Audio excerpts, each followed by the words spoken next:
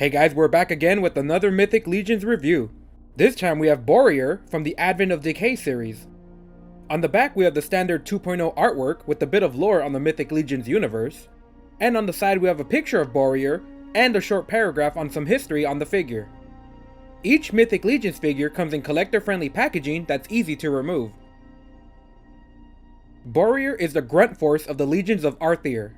These walking battering rams have no problems fighting on the most unpleasant locations. Blood, mud, and filth comes natural to these beasts and are often deployed to do all the dirty work. While Borrior can use weapons, they prefer to charge in, ramming headfirst into battle, armed with their massive tusks. Let's take a look at some of the details. On the head we can see large bronze face armor with its detailed silver rivets and edges.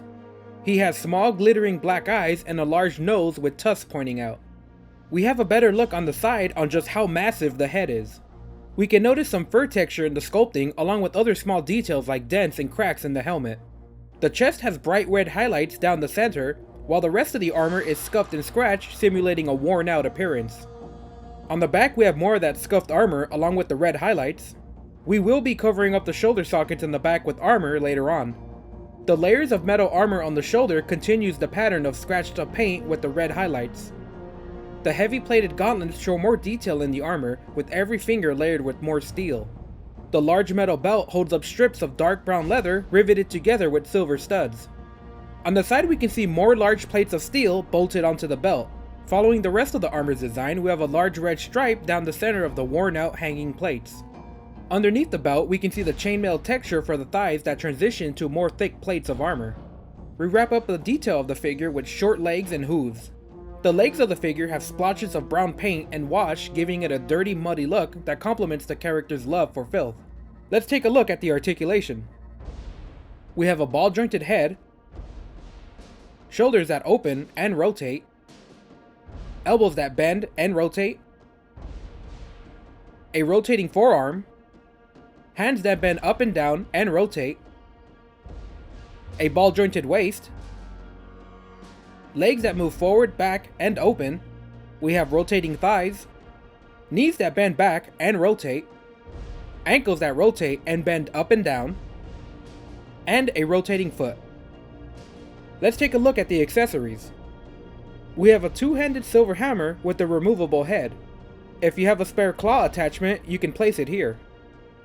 We have a one-handed silver mace with a bit of dirt textured on. We have an orcish style axe with the blade painted in a dark steel with a brown bone handle. Unique to Borrior and a few bigger goblins, we have a forward leaning neck adapter. It has a small bit of rotation, but it helps position the head better and gives better range of articulation for the head overall. Borrior comes with the tail, black hair detailed with spots of dirt on it. To install the tail, you locate the socket on the back of the figure. It's a very tight fit and doesn't leave much room for articulation. We get a pair of spiked shoulder armor painted bronze with a ton of grime and dirt painted all over it. Installing the shoulder is very easy, just peg it into the correct socket on the back. The large shoulder pads blocks most of the articulation in the neck. We get a pair of wing adapters in case you wanted this pig to fly. And we get a standard belt made to fit the 1.0 bodies. The Borrior figure is all about the head sculpt. Just like the Bogoblin figure, the head of Borrior really changes the appearance of a standard figure. The small dwarf body leaves a lot of articulation out of the question, for we are rewarded with a unique head and another beast to add to our collection. He's a very unique figure. I like where they went with the paint job, but it needed more dirt and grime all over the figure. It's a bit too clean for a pig warrior.